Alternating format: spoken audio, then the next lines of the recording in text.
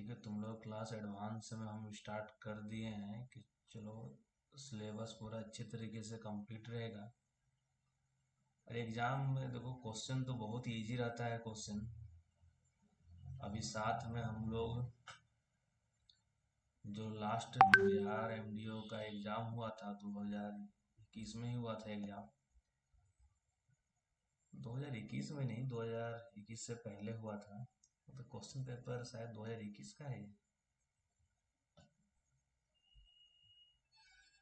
तो उसका भी क्वेश्चन साथ में करवाते हुए चलेंगे, जिस सेक्शन में जहाँ से रिलेटेड क्वेश्चन पूछा हुआ रहेगा। ठीक है, तो बहुत ही इजी है। ये जो Bihar minerals concession prevention of illegal mining transportation and storage rules 2019, जिसको शॉर्ट में बिहार मिनरल्स और ब्रैकेट में क्या बोलते हैं, सीपीटीएस रूल। ठीक है, CPTS concession prevention of illegal mining transportation and storage rule 2019, इसी को स्टार्ट करने जा रहे हैं आज। अब स्टार्ट करते हैं क्लास।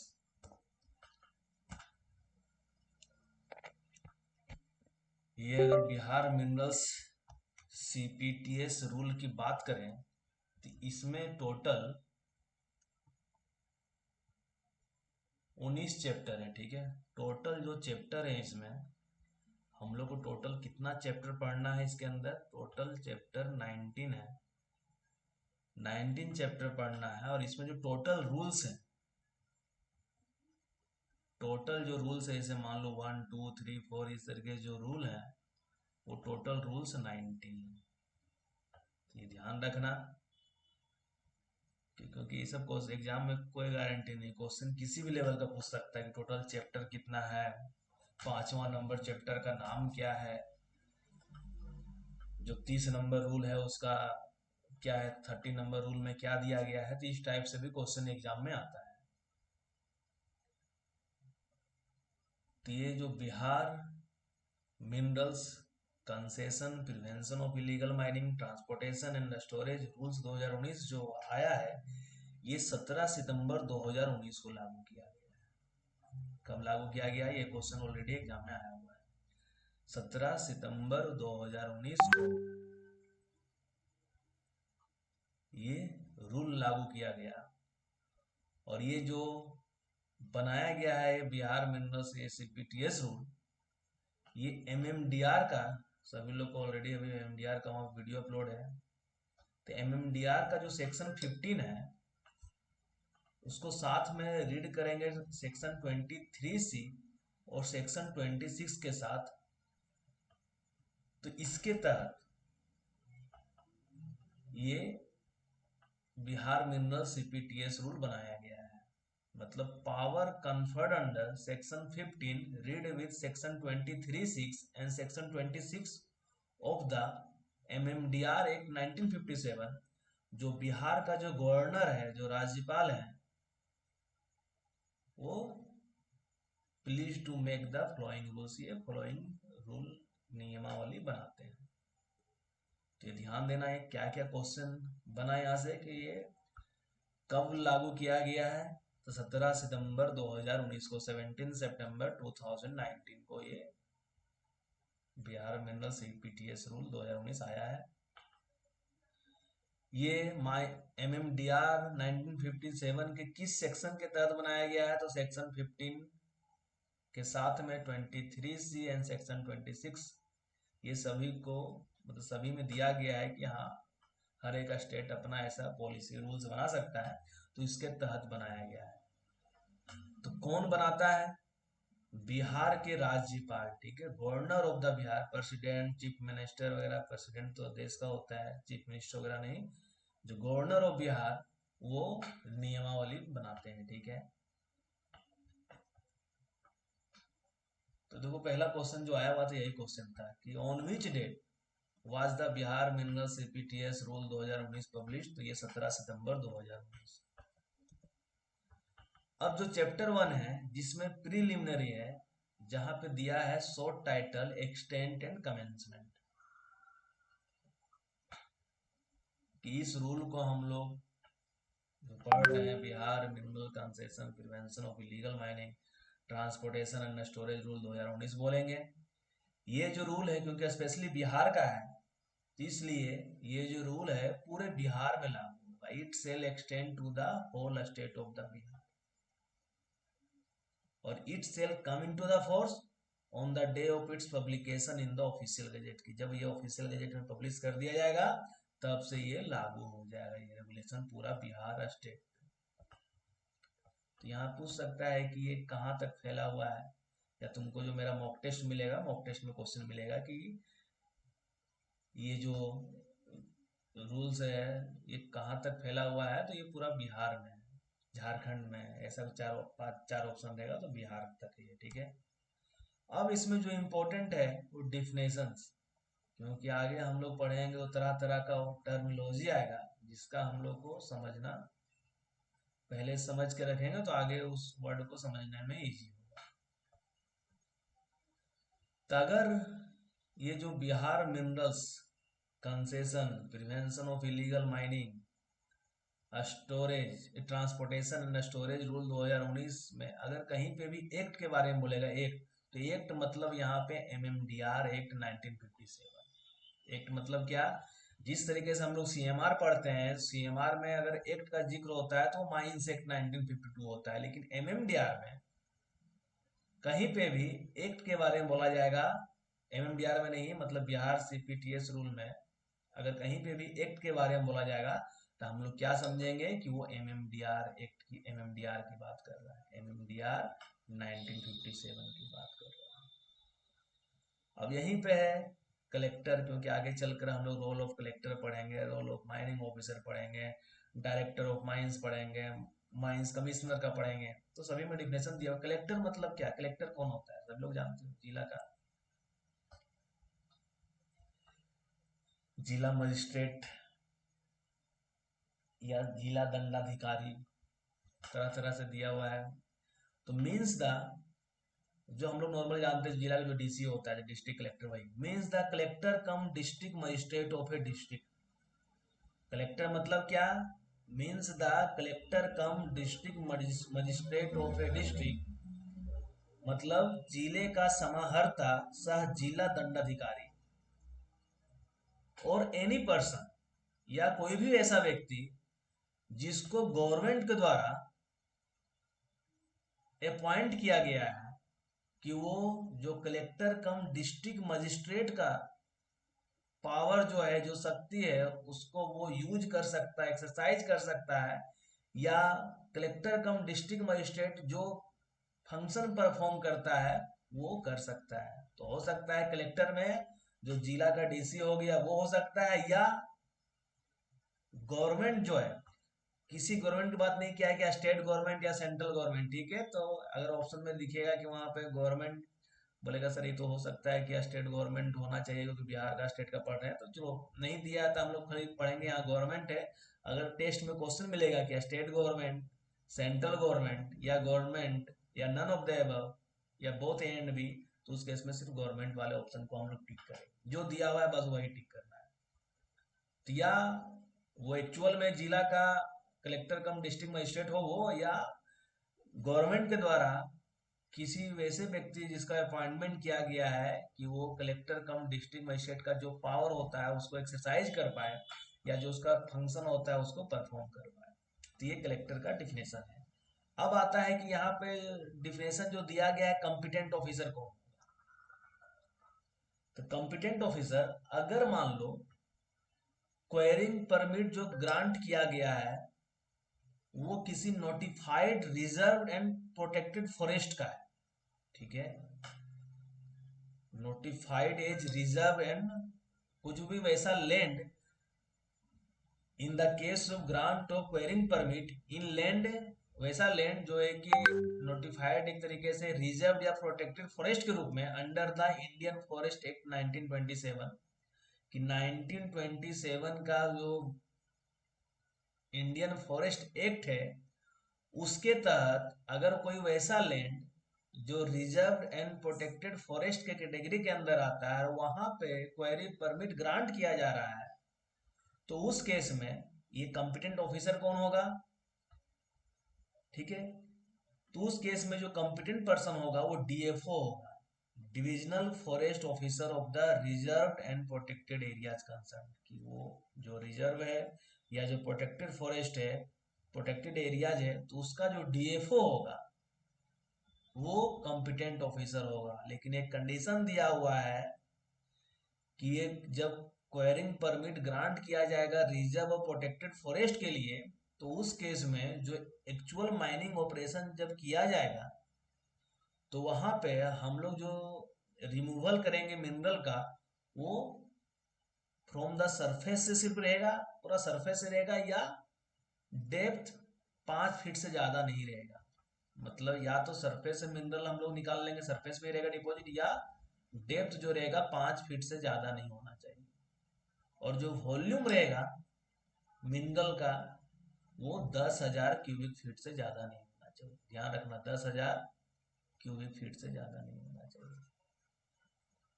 मतलब वैसा रिजर्व एंड प्रोटेक्टेड फॉरेस्ट जो इंडियन फॉरेस्ट एक्ट के 1927 के अंदर वहां पे उसका डिफिनेशन पूरा दिया गया है।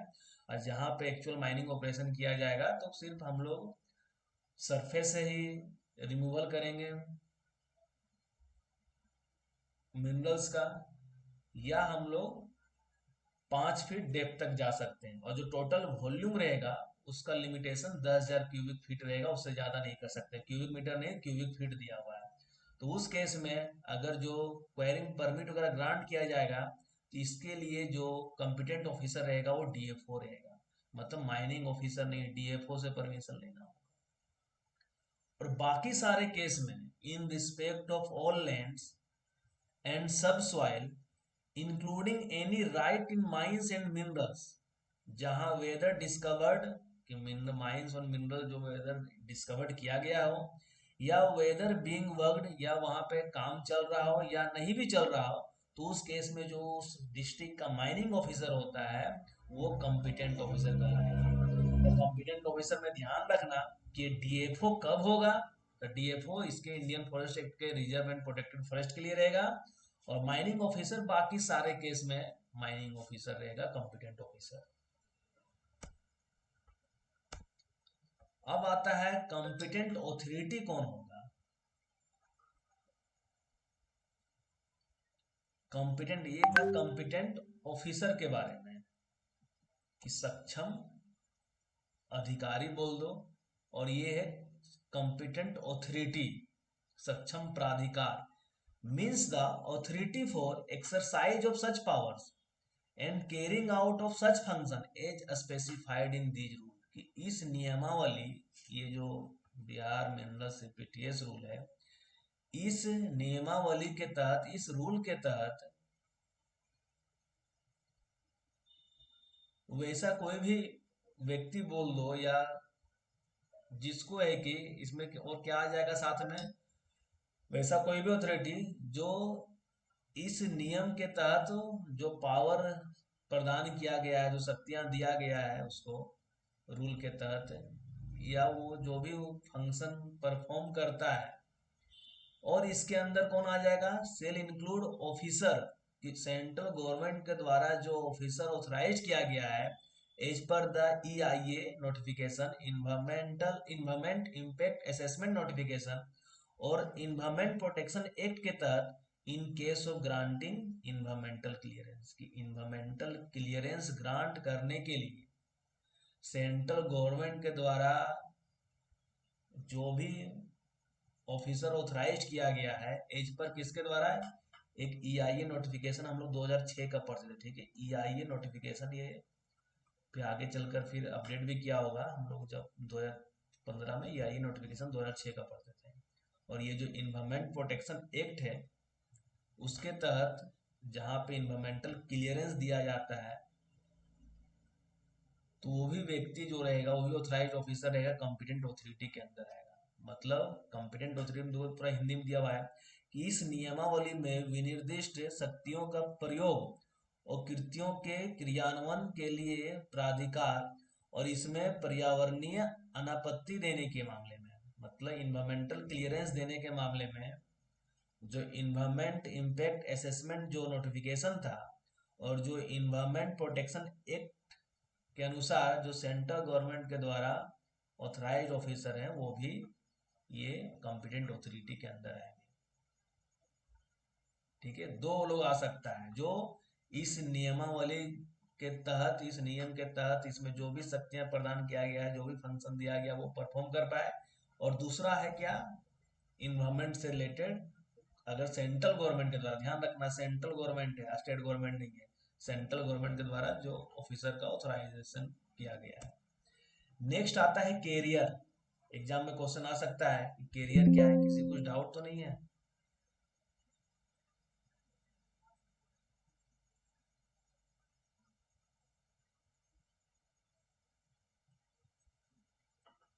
कैरियर क्या होता है, नाम से समझ में आ रहा है कुछ कैरी करने के लिए, तो मतलब कुछ एनी मोड या कन्वेंस ऑफ फैसिलिटी जिसके द्वारा और या मिनरल जो है उसका ट्रांसपोर्टेशन किया जाता है one place to another, and it includes, इसके अंदर में मैकेनाइज्ड डिवाइस या कोई व्यक्ति या एनिमल या कार्ट या बोट्स आते हैं। मतलब कैरियर के रूप में, जैसे मान लो होता है ना घोड़ा, टांगा गाड़ी लगा के घोड़ा खींच रहा है, उसमें भी हम लोग माल को ट्रांसपोर्ट कर सकते हैं, और या मिनरल को, या ऊँट में कर रहे हैं, जो कुछ भी वैसा अगर कार्ट मतलब एनिमल के द्वारा कर रहे हैं, कार्ट के द्वारा कर रहे हैं, बोट के द्वारा कर रहे हैं, कोई व्यक्ति कर रहे हैं, या किसी मैकेनाइज्ड डिवाइस का यूज करके कर रहे हैं,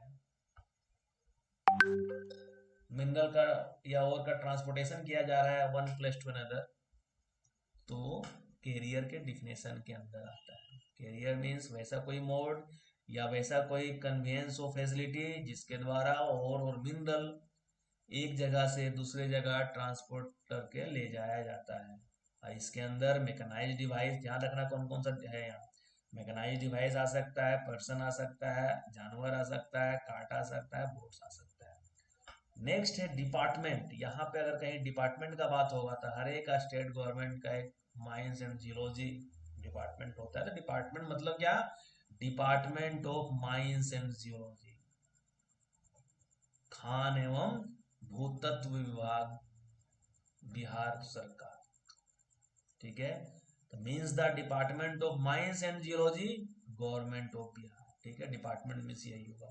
तो डिपार्टमेंट वाला देखो क्वेश्चन भी आया हुआ है एग्जाम कि डिपार्टमेंट का जो डिफाइन किया गया है, इसके तहत मतलब क्या, department of mines and minerals the government of Bihar, the department of mines and geology the government of Bihar, या department of mining officer government of Bihar, या department of mine commissioner government of Bihar. तो क्या आंसर हो जाएगा, department of mines and geology, खान एवं भूतत्व विभाग, गवर्नमेंट ऑफ बिहार। ठीक है,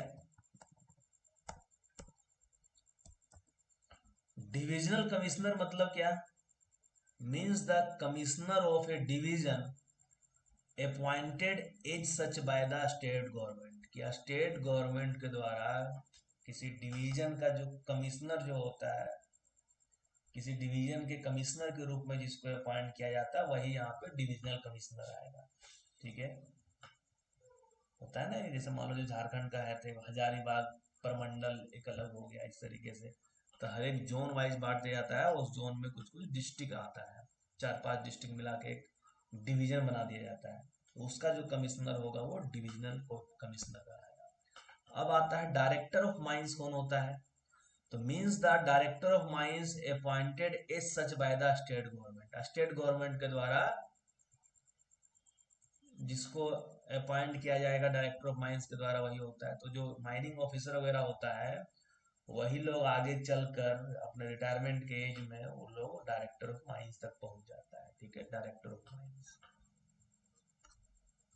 एक्सपोर्ट और इंपोर्ट, एक्सपोर्ट से नाम से पता चल रहा है कि बिहार से दूसरे स्टेट में मिनरल को ले जाना।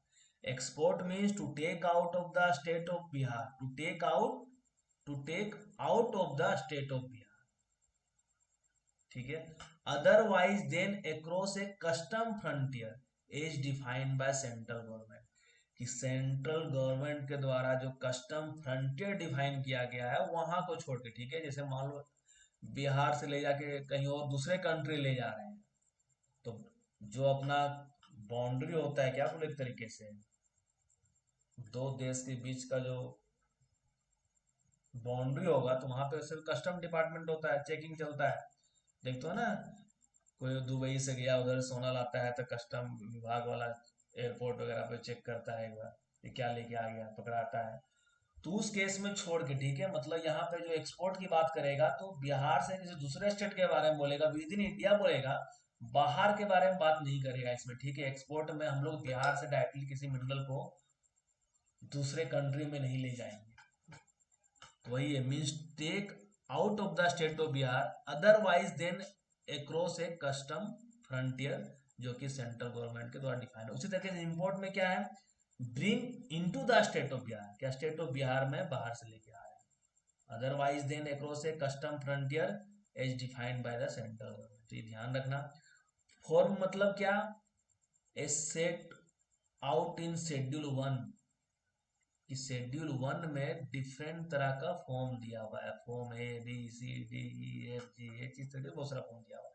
तो शेड्यूल 1 के तहत जितना भी जो दिया हुआ है वो सारा फॉर्म के अंदर आ गया है, means A set out in schedule 1। Government मतलब क्या, स्टेट गवर्नमेंट ऑफ बिहार, ये नहीं कि central government of India. Bihar state का पढ़ रहे हैं स्पेशली, तो सरकार मतलब क्या, बिहार सरकार। अब आता है लोकल अथॉरिटी कौन होगा, तो means the municipal committee, district board, या कोई अदर अथॉरिटी जिसको लीगली इंटाइटल्ड किया गया है और इंटरेस्टेड किया गया है by the government with the control और मैनेजमेंट ऑफ ए म्युनिसिपल और लोकल फंड। कि या तो कोई म्युनिसिपल कमिटी, या कोई डिस्ट्रिक्ट बोर्ड, या कोई वैसा अथॉरिटी जिसको कानूनी रूप से इंटाइटल्ड किया गया है, या किसी को गवर्नमेंट के द्वारा उसको दे दिया गया है काम, किसके लिए, टू कंट्रोल और मैनेजमेंट ऑफ ए म्युनिसिपल और लोकल फंड। म्युनिसिपल और लोकल फंड के कंट्रोल और मैनेजमेंट के लिए अगर म्युनिसिपल कमेटी है तो वो भी लोकल अथॉरिटी कहलाएगा, डिस्ट्रिक्ट बोर्ड है तो वो भी लोकल अथॉरिटी कहलाएगा, या कोई वैसा अदर अथॉरिटी जो इसको लीगली कानूनी रूप से इंटाइटल किया गया है तो वो भी लोकल अथॉरिटी कहलाएगा, या गवर्नमेंट जो है वो किसी को इंटरेस्ट कर देगा, बोलेगा जी तुम चार्ज संभालो, तो वो भी लोकल अथॉरिटी के अंदर आएगा, ठीक है। नेक्स्ट है माइंस कमिश्नर। माइंस कमिश्नर मतलब क्या, commissioner of the mines and geology, commissioner of mines and geology Bihar. Commissioner of, सीधा ध्यान रखना भाई, कुछ नहीं सोचना है, commissioner means commissioner of mines and geology Bihar. और या कोई वैसा ऑफिसर जिसको एक या स्टेट गवर्नमेंट ऑथराइज किया है to perform the duties of commissioner under the. या स्टेट गवर्नमेंट क्या कर सकता है, किसी भी व्यक्ति को बोल सकता है जो सक्षम व्यक्ति रहेगा कि तुम जी माइंस कमिश्नर का रोल संभालो। ये हो गया mines commissioner. Mines commissioner, director of mines, district collector, ये सब डिफिनेशन अच्छे से याद रखना। अब नेक्स्ट आता है माइनर मिनरल्स क्या होता है।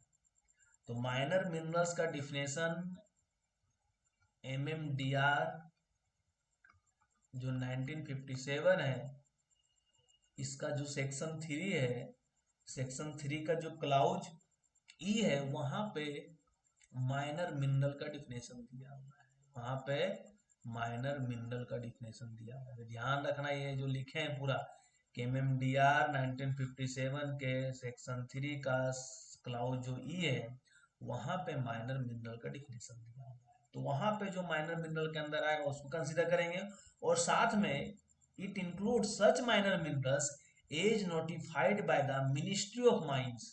मिनिस्ट्री ऑफ माइंस के द्वारा अगर नोटिफिकेशन के द्वारा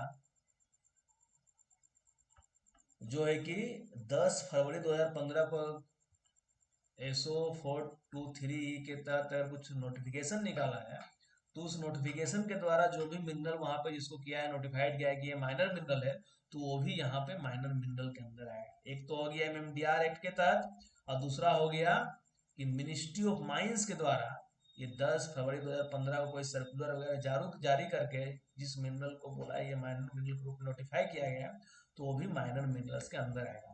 तो पहले चेक कर लेते हैं कि माइनर मिनरल्स, ये एमएमडीआर वाला है, कि एमएमडीआर के तहत माइनर मिनरल का डिफिनेशन क्या है।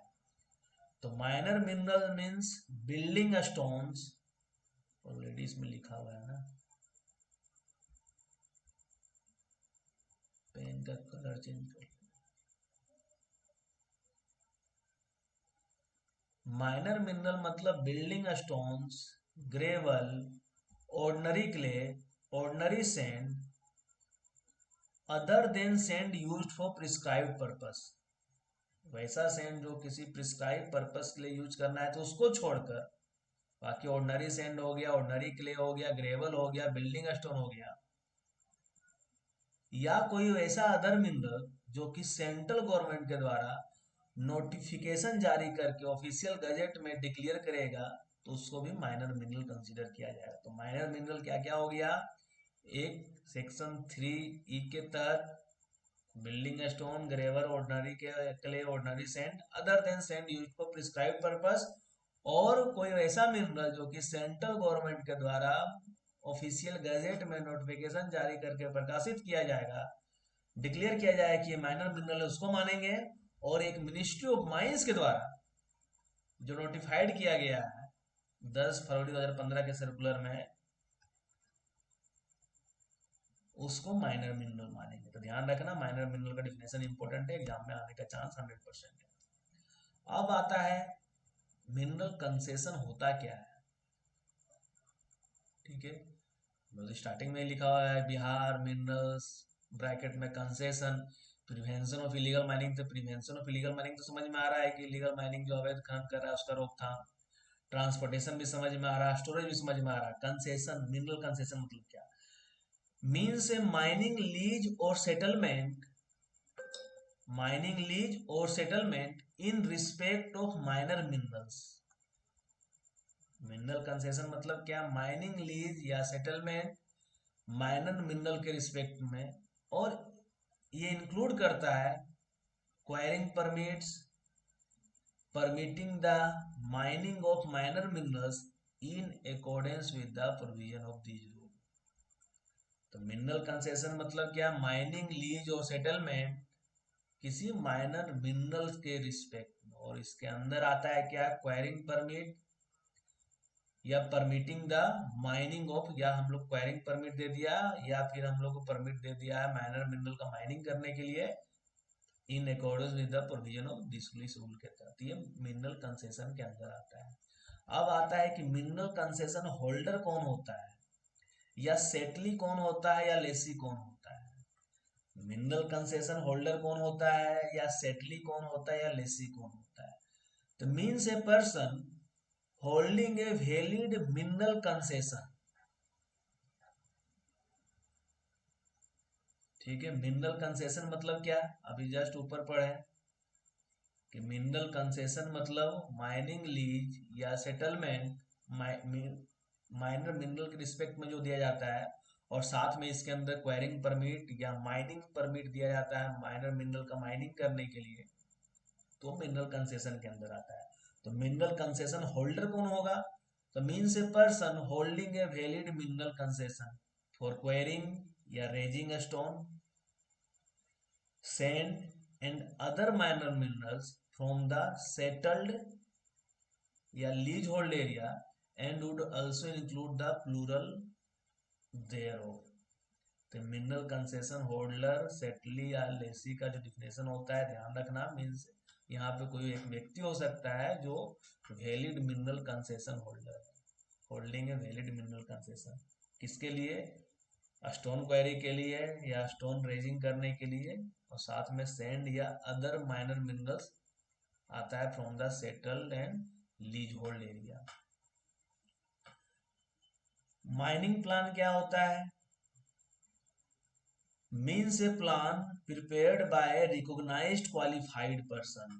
वैसा प्लान जो कि किसी रिकॉग्नाइज्ड क्वालिफाइड पर्सन के द्वारा तैयार किया गया है on the behalf of department, या तो डिपार्टमेंट के बिहाफ पे मतलब खान एवं भूतत्व विभाग, गवर्नमेंट ऑफ बिहार, हो सकता है कि जो माइनिंग ऑफिसर है, कलेक्टर है, या ये भी किसी एजेंसी से या किसी रिकॉग्नाइज क्वालिफाइड पर्सन को बोल सकता है कि आप एक प्लान तैयार कीजिए। या मिनरल कंसेशन जो होल्डर है माइनर मिनरल का,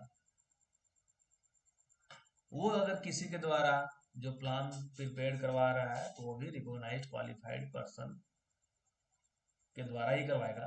तो माइनिंग प्लान मतलब क्या, कि वैसा प्लान जो कि रिकॉग्नाइज्ड क्वालिफाइड पर्सन के द्वारा तैयार किया गया है। और वो रिकॉग्नाइज्ड क्वालिफाइड पर्सन किसके किसके लिए प्लान बना सकता है माइनिंग प्लान, या तो डिपार्टमेंट के लिए, डिपार्टमेंट बोलेगा तुम बनाओ जी तो डिपार्टमेंट के लिए बनाएगा, या जो मिनरल कंसेशन होल्डर है वो बोलेगा कि मेरा बना दो जी प्लान, तो उसके लिए बना देगा। और ये जो माइनिंग प्लान होता है वो दो प्रकार का होता है जो ऑलरेडी एग्जाम में आया हुआ है, प्रोग्रेसिव माइन क्लोजर प्लान और फाइनल माइन क्लोजर प्लान। इसके अंदर जो आता है माइनिंग प्लान के अंदर क्या आता है, इसी के अंदर प्रोग्रेसिव माइनिंग क्लोजर प्लान और फाइनल माइन क्लोजर प्लान आता है। फाइनल तो पूछता है कि माइन क्लोजर प्लान कितने प्रकार के होते हैं, दो प्रकार के होते हैं, एक प्रोग्रेसिव होता है और एक फाइनल होता है। अब नेक्स्ट आता है mining officer, means the officer as mention under these rules. इस रूल के तहत जो ऑफिसर मेंशन किया गया है वही माइनिंग ऑफिसर कहलाएगा। ठीक है, कुछ नहीं दिया हुआ है। पर्सन, ये डिफिनेशन एग्जाम में आया हुआ है कि पर्सन मीन्स कोई एक इंडिविजुअल व्यक्ति हो सकता है, या कोई एक फर्म हो सकता है, या कोई एक कंपनी हो सकता है, या एन एसोसिएशन हो सकता है, या बॉडी ऑफ इंडिविजुअल हो सकता है, या कोई इंस्टीट्यूशन हो सकता है, या डिपार्टमेंट हो सकता है स्टेट गवर्नमेंट का या सेंट्रल गवर्नमेंट का। तो ये सारा पर्सन के डिफिनेशन के अंदर आएगा। पर्सन मतलब क्या, कोई एक सिंगल व्यक्ति हो सकता है, या एक फर्म हो सकता है, तीन चार पार्टनर मिलके एक फर्म खोल दे तो वो भी फर्म को भी पर्सन बोलेंगे। कंपनी एक है वो भी पर्सन के डिफिनेशन के अंदर आएगा, या एसोसिएशन रहेगा ग्रुप ऑफ मेंबर्स वो भी आएगा पर्सन के अंदर, या बॉडी ऑफ इंडिविजुअल्स रहेगा वो भी पर्सन के डिफिनेशन के अंदर आएगा, या कोई इंस्टीट्यूशन रहेगा वो भी आएगा, या डिपार्टमेंट ऑफ स्टेट गवर्नमेंट या सेंट्रल गवर्नमेंट रहेगा वो भी पर्सन के डिफिनेशन के अंदर आएगा। देख लेते हैं कि पर्सन के डिफिनेशन में क्या क्वेश्चन पूछा था, कि person defined under the A department of the central government, हाँ कोई ऐसा फर्म, हाँ एक कंपनी, हाँ मतलब ऑल ऑफ द। ठीक है, तो ऐसा क्वेश्चन आ रहा है। प्रिस्क्राइब्ड मतलब क्या, means prescribed bye these rules और गाइडलाइन, कि इस रूल्स और गाइडलाइन के तहत जो प्रिस्क्राइब किया गया है वही प्रिस्क्राइब कराएगा। पब्लिक डिमांड मतलब क्या, ये ऑलरेडी हम लोग एक अलग सब्जेक्ट ही है उसको पढ़ेंगे। Means public demand is defined under the, public demand मतलब जो डिफाइन किया गया है बिहार एंड उड़ीसा का जो पब्लिक डिमांड रिकवरी एक्ट 1914 का है, उसमें जो डिफाइन किया गया है पब्लिक डिमांड का जो डिफिनेशन दिया गया है वही पब्लिक डिमांड हम लोग यहाँ पे समझेंगे। क्वेरिंग परमिट मतलब क्या, क्वेरिंग परमिट मतलब परमिट ग्रांटेड अंडर चैप्टर 7, ध्यान देना है कि क्वेरिंग परमिट के बारे में कहा दिया है, चैप्टर 7 में दिया हुआ है। Permit granted under chapter 7 of these rules to extract and remove any minor minerals, कि माइनर मिनरल को एक्सट्रैक्ट और रिमूव करने के लिए चैप्टर 7 के तहत जो परमिट ग्रांट किया गया है इन specified quantity from the specified area, कि किसी स्पेसिफाइड एरिया से स्पेसिफाइड क्वांटिटी में चैप्टर 7 के तहत जो परमिट ग्रांट किया गया है माइनर मिनरल एक्सट्रैक्ट और रिमूव करने के लिए, तो ये क्वेरिंग परमिट के डिफिनेशन के अंदर आएगा। ठीक है, क्वेरिंग तो यहाँ पे ये जो क्वेरिंग परमिट था मतलब इसका डिफिनेशन वही है कि चैप्टर 7 के तहत माइनर मिनरल का एक्सट्रैक्शन के लिए, रिमूवल के लिए कितना क्वांटिटी में करना है, कितना एरिया से करना है, जो परमिशन जो परमिट ग्रांट किया गया वही क्वेरिंग परमिट कहलाएगा। अब आता है कि रिकॉग्नाइज्ड क्वालिफाइड पर्सन मतलब क्या, तो पढ़े ना कि माइनिंग प्लान जो तैयार करता है on the behalf of government या डिपार्टमेंट, या on the behalf of mineral concession holder.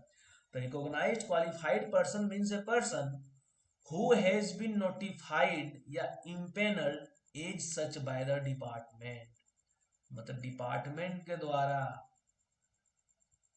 मतलब मान लो कोई कंसल्टेंसी वगैरह खोलता है तो क्या है वो डिपार्टमेंट से अप्रूवल लेता होगा कि सर हम माइनिंग प्लान बनाने के लिए कॉम्पिटेंट हैं, तो हमको एक नोटिफाइड दे दी नोटिफिकेशन जारी कर दीजिए कि अगर कोई मिनरल कंसेशन होल्डर को प्लान बनाना है तो हमसे कांटेक्ट कर ले। मतलब कांटेक्ट करने का तो नहीं देगा, लेकिन हाँ लिस्ट जारी कर देगा कि हाँ ये जो कंसल्टेंसी है ये इम्पेनल्ड है। तो रिकॉग्नाइज्ड क्वालिफाइड पर्सन मतलब क्या है कि वैसा व्यक्ति जो means a person who has been notified empanelled as such by the department, ठीक है। सैंड घाट, बालू घाट मतलब sand bearing area from where sand may be extracted and transported by means of carrier। बालू बियरिंग एरिया जहाँ पे बालू exist कर रहा है, बालू, तो जहाँ से सैंड को एक्सट्रैक्ट किया जा रहा है, ट्रांसपोर्ट किया जा रहा है कैरियर के द्वारा, तो सैंड घाट के डिफिनेशन के अंदर है। सेटलमेंट मतलब क्या, means A mining right given on behalf of the government, government के बिहाफ में जो माइनिंग राइट दिया गया है क्वेरी के लिए, to quarry, win, work and carry away sand and other minor minerals specified therein through a competitive bidding process is notified by the state government। एक minute यार, एक मिनट चार्जर में।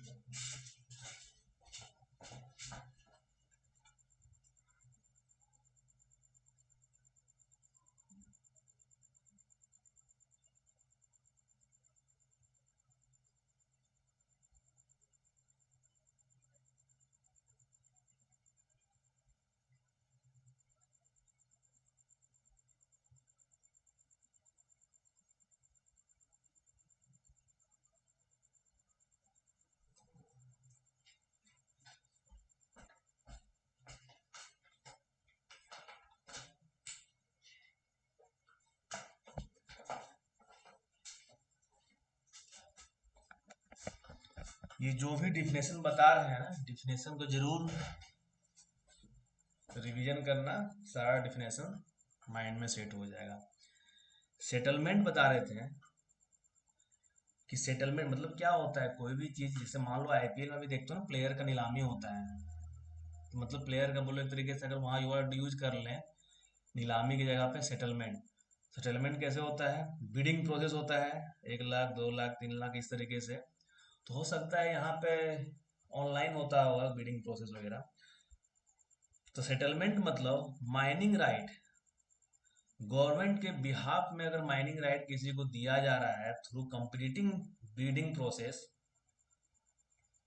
To quarry मतलब वो query करे, mineral को वहां से विन करे, work work and carry away sand, sand को वहां से लेके जाए, और other minor minerals as notified by the state government, ये सेटलमेंट के अंदर आ गया, ठीक है। शेड्यूल मतलब क्या, फॉर्म का था कि शेड्यूल 1 के तहत बहुत सारा फॉर्म दिया हुआ है। अब है कि शेड्यूल मतलब क्या, कि इस रूल के तहत जो शेड्यूल दिया हुआ है कि शेड्यूल 1, शेड्यूल 2, शेड्यूल 3, शेड्यूल 4, इस तरह के जो शेड्यूल दिया हुआ है तो उसी को means a schedule appendant to these rules. तो बहुत लोग शेड्यूल भी पढ़ते हैं, स्केड्यूल भी पढ़ते हैं, सब अमेरिकन और कौन सा इंग्लिश बोलते हैं वो इंग्लिश है, ठीक है। अब आता है transport.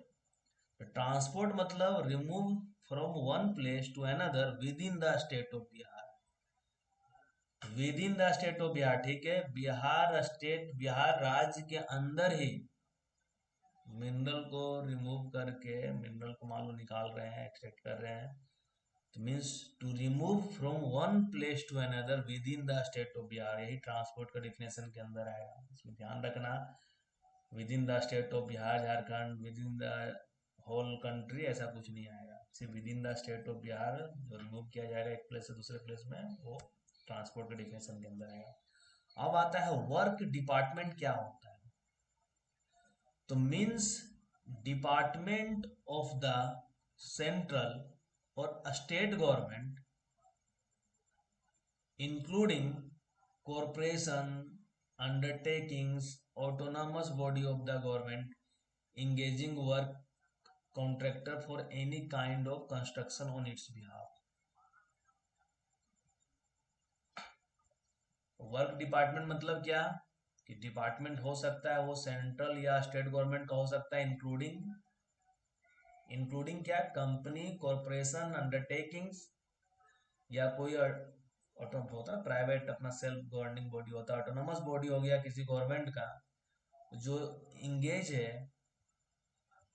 Engaging body of the government engaging work contractors for any kind of construction on it's behalf, मतलब स्टेट गवर्नमेंट और सेंट्रल गवर्नमेंट के बिहाफ पे, ठीक है, कोई वैसा ऑटोनोमस बॉडी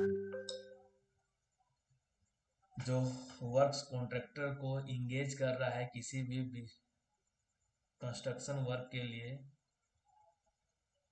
तो वो भी वर्क डिपार्टमेंट के अंदर आएगा। तो वर्क डिपार्टमेंट मतलब डिपार्टमेंट ऑफ द सेंट्रल या स्टेट गवर्नमेंट का हो सकता है, इंक्लूडिंग क्या हो गया, कंपनी, कॉरपोरेशन, अंडरटेकिंग होता है ना, पब्लिक सेक्टर अंडरटेकिंग, पीएसयू हो सकता है, कोई कंपनी हो सकता है, autonomous body of the government engaging work contractors for any kind of construction on behalf of its behalf. अब आता है वर्क्स कॉन्ट्रैक्टर क्या होता है। तो ये हो गया वर्क्स डिपार्टमेंट। अब आता है वर्क्स कॉन्ट्रैक्टर क्या होता है, मीन्स कोई इंडिविजुअल हो सकता है, जैसे पर्सन का डिफिनेशन देखे थे, कोई इंडिविजुअल हो सकता है, कोई फर्म हो सकता है, कोई कंपनी हो सकता है। वहां पे पर्सन का डिफिनेशन में देखो, हाँ यहाँ पे भी कंपनी था, इंडिविजुअल है, फर्म है, कंपनी है, एसोसिएशन है, बॉडी ऑफ इंडिविजुअल्स है, इंस्टीट्यूशन है या डिपार्टमेंट है, स्टेट या सेंट्रल गवर्नमेंट का। तो यहाँ पे भी इंडिविजुअल्स हो गया, फर्म हो गया, कंपनी हो गया, एसोसिएशन और बॉडी ऑफ इंडिविजुअल्स हो गया, who under an agreement with the work department work for the set department.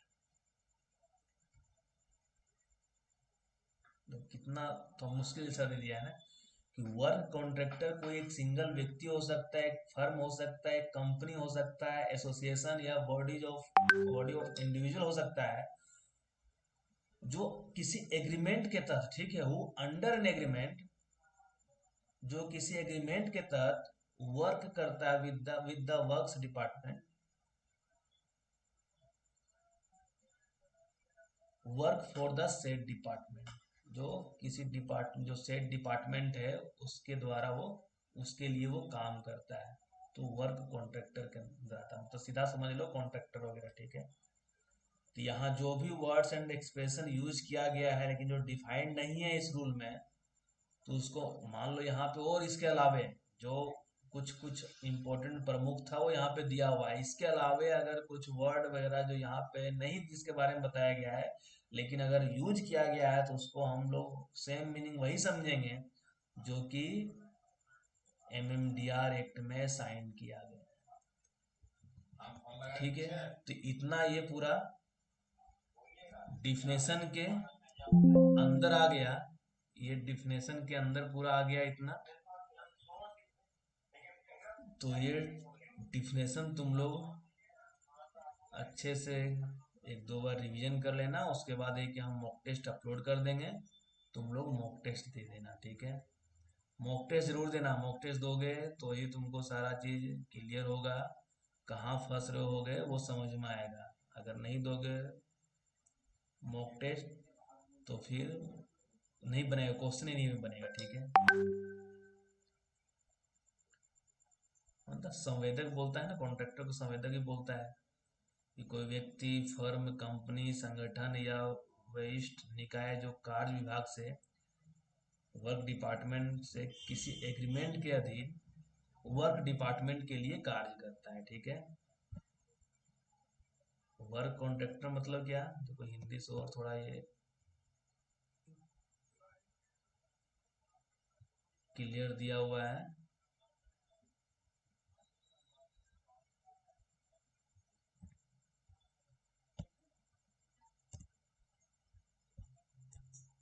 एक बार हिंदी वाला भी,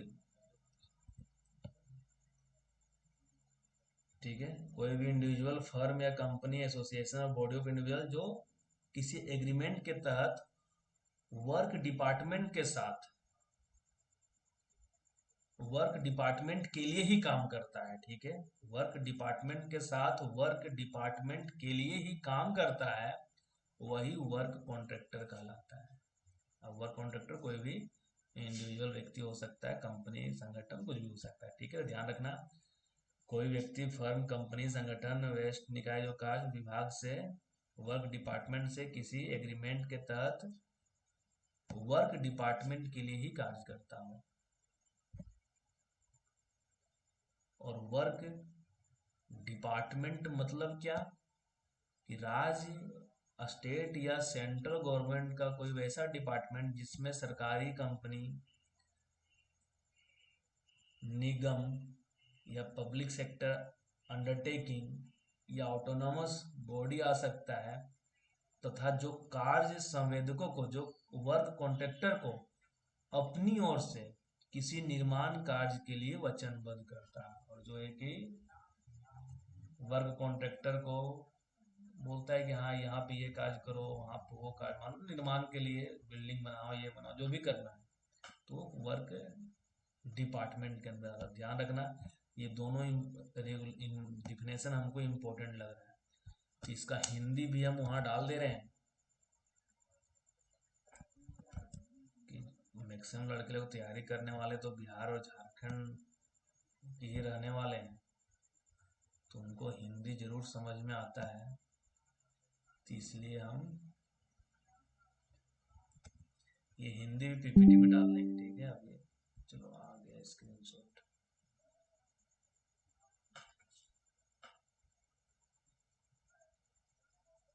क्या हो गया है,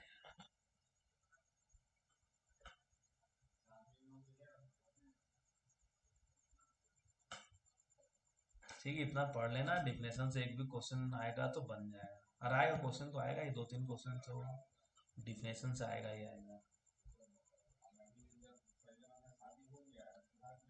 क्या बोल रहे हो, सीके?